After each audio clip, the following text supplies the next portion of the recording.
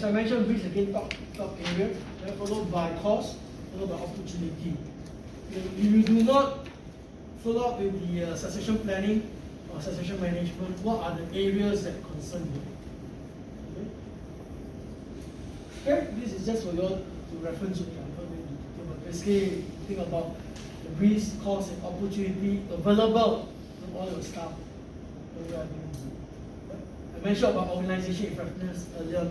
One of the key things out of the three for succession management. Yeah? It's not just about how well you do, talking about the kind of things that like business excellence and so on that comes in.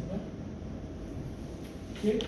Factor for transition. I use the word as executive management transition rather than succession management. It's another way that I interpret it. Yeah?